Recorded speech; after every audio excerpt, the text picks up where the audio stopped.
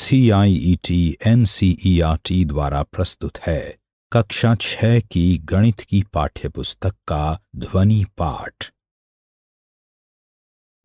अध्याय 10 क्षेत्रमिति।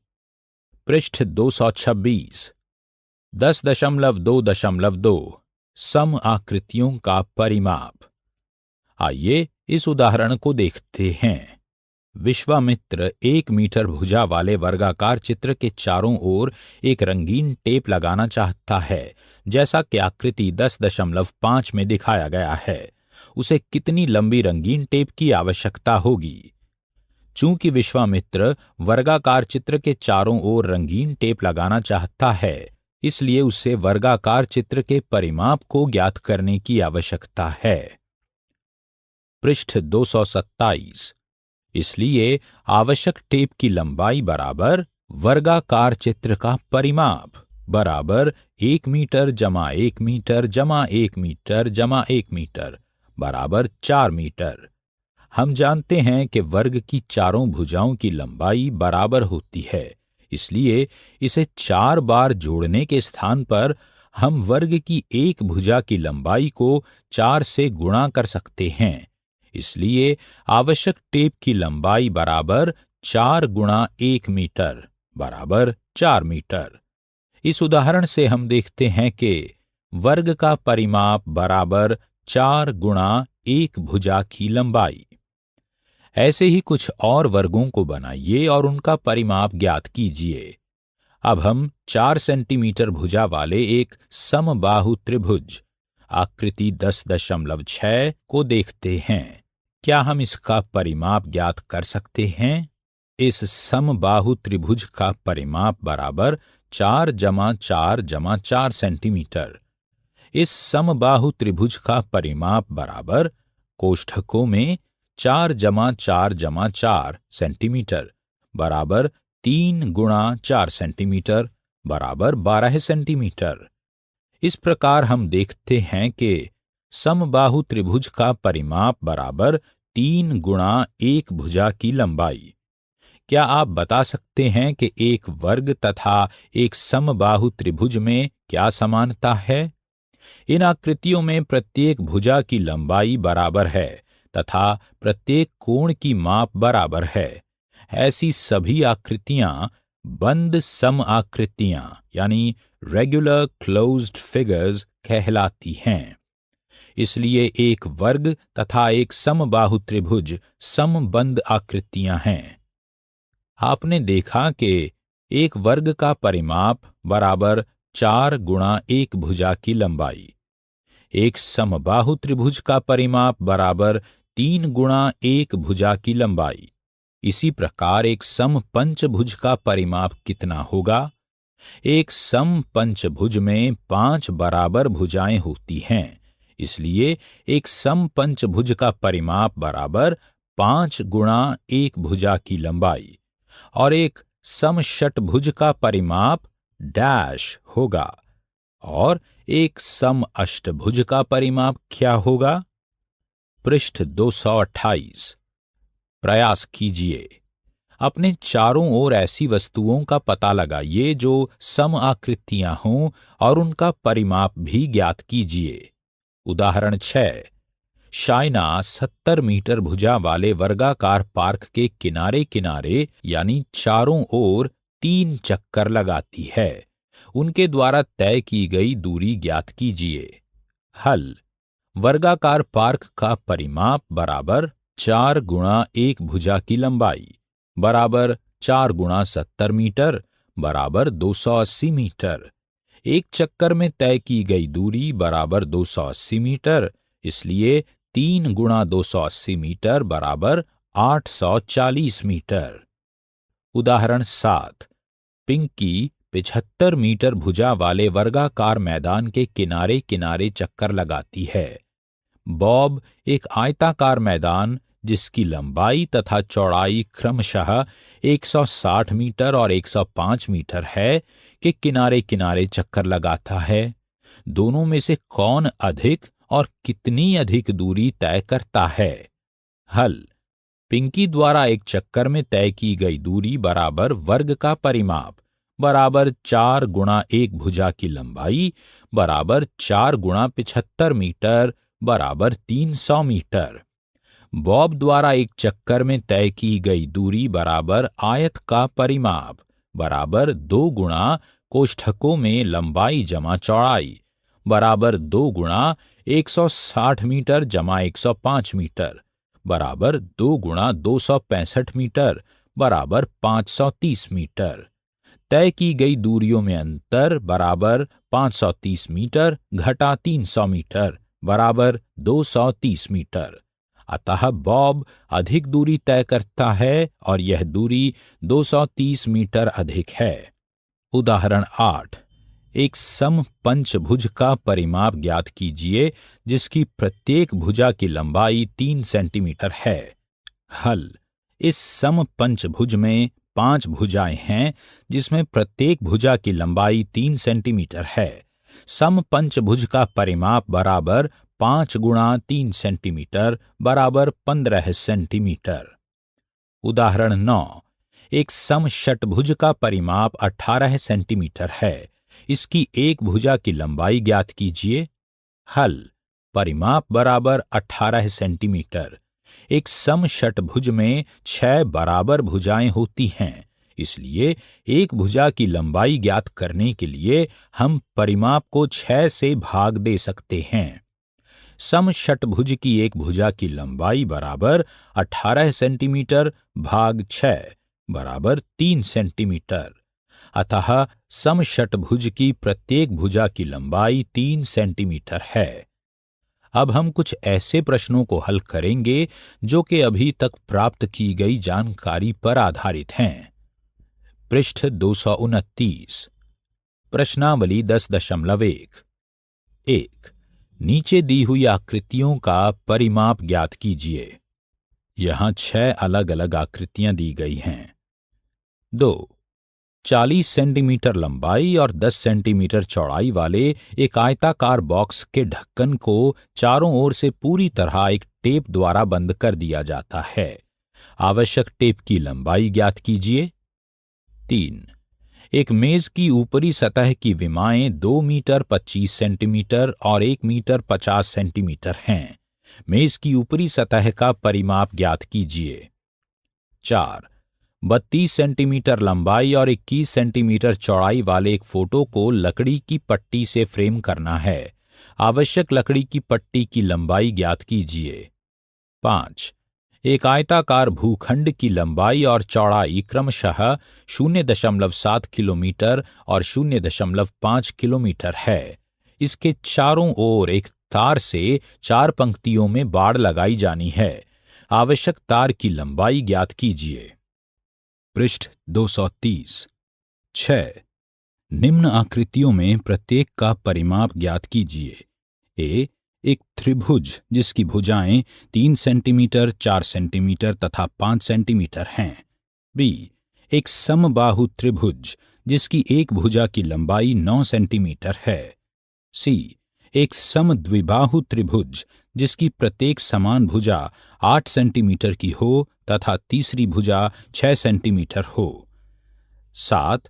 एक त्रिभुज का परिमाप ज्ञात कीजिए जिसकी भुजाएं 10 सेंटीमीटर 14 सेंटीमीटर तथा 15 सेंटीमीटर हैं। 8। एक समषटभुज का परिमाप ज्ञात कीजिए जिसकी प्रत्येक भुजा की माप 8 मीटर है। 9। एक वर्ग की भुजा ज्ञात कीजिए जिसका परिमाप 20 मीटर है। 10। एक समपंचभुज का परिमाप 100 सेंटीमीटर है। प्रत्येक भुजा की लंबाई ज्ञात कीजिए। 11। एक धागे का टुकड़ा 30 सेंटीमीटर लंबाई का है। प्रत्येक भुजा की लंबाई क्या होगी यदि धागे से बनाया जाता है? ए। एक वर्ग। बी। एक समबाहु त्रिभुज। सी। एक समषटभुज। 12। एक त्रिभुज की 2 भुजाएं 12 सेंटीमीटर तथा 14 सेंटीमीटर हैं। इस त्रिभुज का परिमाप 36 सेंटीमीटर है। इसकी तीसरी भुजा की लंबाई क्या होगी? 13। 250 मीटर भुजा वाले वर्गाकार बगीचे के चारों ओर बाड़ लगाने का व्यय 20 रुपये प्रति मीटर की दर से ज्ञात कीजिए। 14। एक आयताकार बगीचा जिसकी लंबाई 175 मीटर तथा चौड़ाई 125 मीटर है के चारों ओर 12 रुपये प्रति मीटर की दर से बाड़ लगाने का व्यय ज्ञात कीजिए। 15। स्वीटी 75 मीटर भुजा वाले वर्ग के चारों ओर दौड़ती है और बुलबुल 60 मीटर लंबाई और 45 मीटर चौड़ाई वाले आयत के चारों ओर दौड़ती है। कौन कम दूरी तय करती है? 16। निम्न प्रत्येक आकृति का परिमाप ज्ञात कीजिए। आप उत्तर से क्या निष्कर्ष निकालते हैं? यहां 4 आकृतियां दी गई हैं। पृष्ठ 231। 17। अवनीत 9 वर्गाकार टाइल खरीदता है जिसकी प्रत्येक भुजा आधा मीटर है और वह इन टाइलों को एक वर्ग के रूप में रखता है। ए, नए वर्ग का परिमाप क्या है? आकृति 10.7 ए। बी, शरी को उसके द्वारा टाइलों को रखने की व्यवस्था पसंद नहीं आती है। वह इन टाइलों को एक क्रॉस के रूप में रखवाती है। इस व्यवस्था का परिमाप कितना होगा? आकृति 10.7 बी। सी, किसका परिमाप अधिक है? डी, अवनीत सोचता है क्या कोई ऐसा भी तरीका है जिससे इनसे भी बड़ा परिमाप प्राप्त किया जा सकता हो? क्या आप ऐसा करने का कोई सुझाव दे सकते हैं? टाइलें किनारों से आपस में मिली हुई हों और वे टूटी न हों। 10.3 क्षेत्रफल। नीचे दी गई बंद आकृतियों को देखिए। आकृति 10.8। ये सभी आकृतियां तल में कुछ क्षेत्र को घेरती हैं। क्या आप बता सकते हैं कि इनमें से कौन सी आकृति ज्यादा क्षेत्र घेरती है? बंद आकृतियों द्वारा घेरे गए तल के परिमाण को उसका क्षेत्रफल कहते हैं। इसलिए क्या आप बता सकते हैं कि ऊपर दी गई आकृतियों में किसका क्षेत्रफल अधिक है? पृष्ठ 232। अब हम नीचे दी गई आकृतियों को देखते हैं। इनमें से किस आकृति का क्षेत्रफल अधिक है? इन आकृतियों को देखने मात्र से यह बता पाना बहुत ही मुश्किल है। इसलिए आप क्या करते हैं? इन्हें एक वर्गांकित पेपर या ग्राफ पेपर पर रखिए जहां पर प्रत्येक वर्ग की माप 1 सेंटीमीटर गुणा 1 सेंटीमीटर हो। इन आकृतियों की बाहरी सीमा अर्थात बाहरी रूपरेखा खींचिए। इस आकृति के द्वारा घेरे गए वर्गों को देखिए। आप देखेंगे कि उनमें कुछ पूरे वर्ग, कुछ आधे वर्ग, कुछ आधे से कम तथा कुछ आधे से अधिक वर्ग घिरे हुए हैं।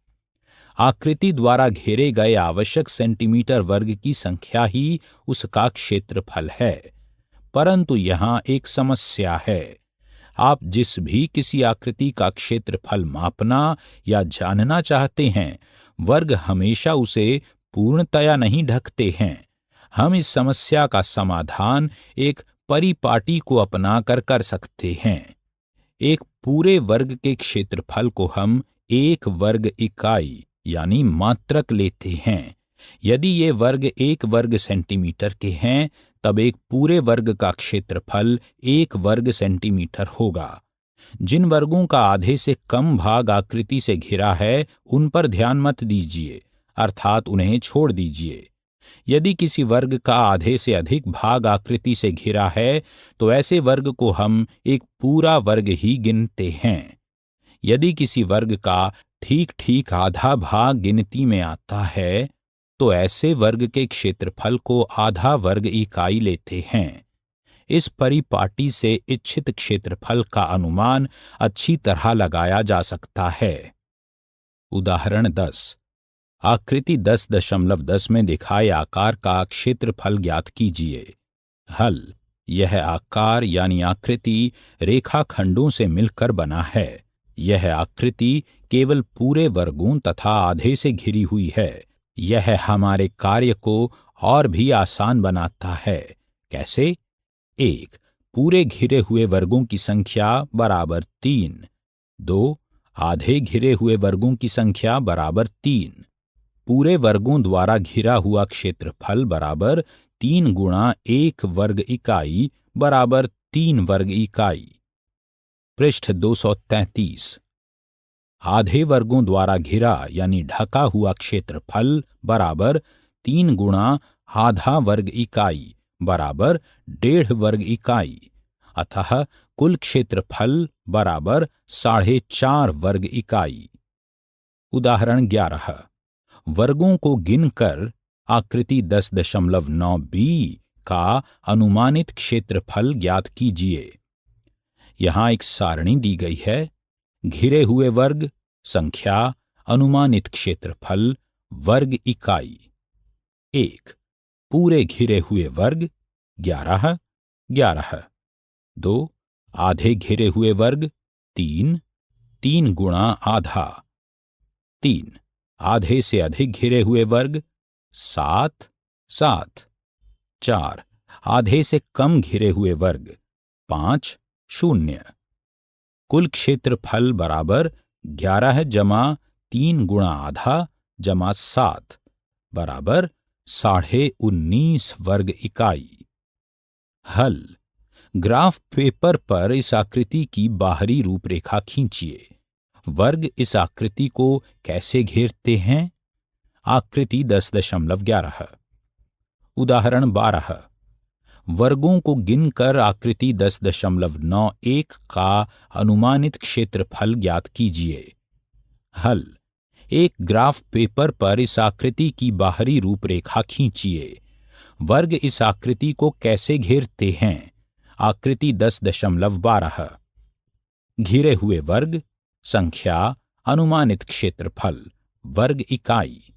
1 पूरे घिरे हुए वर्ग 1 1।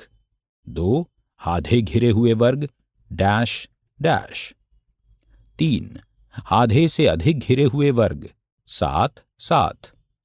4 आधे से कम घिरे हुए वर्ग 9 0। कुल क्षेत्रफल बराबर 1 जमा 7 बराबर 8 वर्ग इकाई। पृष्ठ 234। प्रयास कीजिए।